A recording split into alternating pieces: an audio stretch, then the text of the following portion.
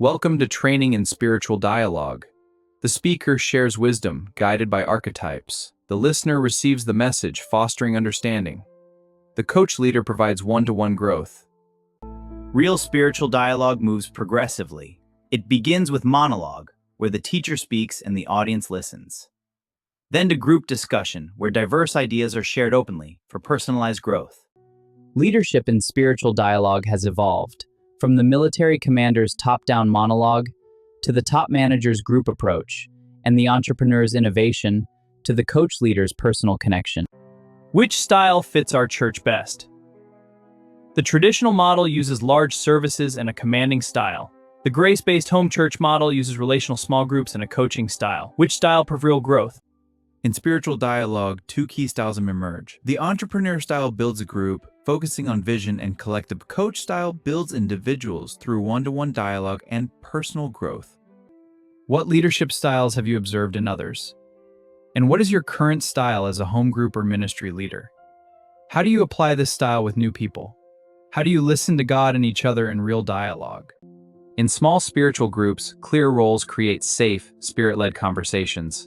The speaker shares honestly, the listener responds with love, the guide keeps focus. This structure helps everyone grow. This diagram shows a biblical model of spiritual dialogue. Spiritual gifts like prophecy and tongues bless the speaker personally. But they must be rooted in love, the pillar that builds up the church. 1 Corinthians 14 guides spiritual dialogue. Orderly conversations bring peace and learning.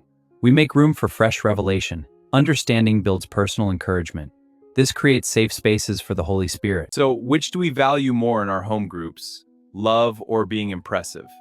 I think we often lean towards impressing others, but love should come first. Right, it's about connecting hearts, not just winning arguments. Reflective discussion, eagerly desire prophecy.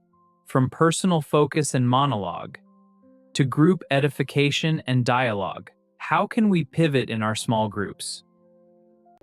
What practical changes can we make to build up the church?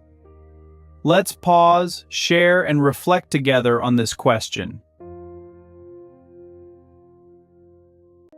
Paul's command in 1 Corinthians calls for orderly, encouraging dialogue. The speaker waits for their turn, sharing revelation to build up. The listener weighs their words, letting others speak. If a new person walked into our group, would they say, "Truly God is among you"? Our goal is creating a space where God's presence is evident through our actions and clarity. Pause for group reflection and sharing.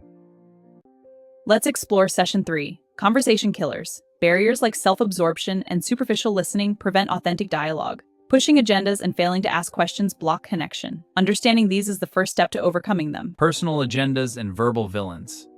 Session 3, the scene silent killer. Unsilent collusive taust monon block blah the six and fire and villains. The robber, historian, interrogator, labeler, general, and quick change artist. Building conversations that matter starts with practice. Reflect on what hinders your connections. Intentionally shift from self to spirit-led focus. Connect to others' dreams through the Holy Spirit. Real listening has 3 steps. First, focusing. Give your full attention. Second, reflecting. Think about what was said.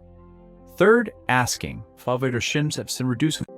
Let's explore the 3 levels of listening.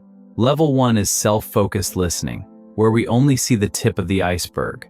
Level 2 is others-focused listening, where we engage with their words and emotion. Let's compare 2 methods for intuitive and spiritual. First, the analytical flags, history, and patterns. Second, the spiritual core, confirmation, emotions, and discernment. Listening for the fire in the heart.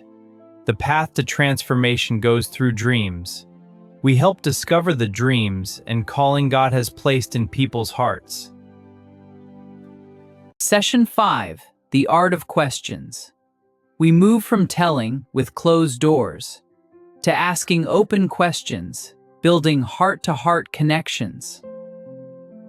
Closed questions get yes or no answers and can close a conversation. Leading questions disguise advice, killing Holy Spirit-led dialogue. Open questions invite deeper sharing and better conversations. Ask yourself, what percentage of your questions are open? Powerful questions help us believe in potential and empower others. They create a judgment-free zone for exploration. Notice the difference. This is not powerful, But this shifts the focus to transformation. Igniting transformational conversations starts with excellent talk. Powerful questions open doors to new possibilities. For the next 6 months, challenge yourself to live consistently at these levels. Jumpstart a real talk today.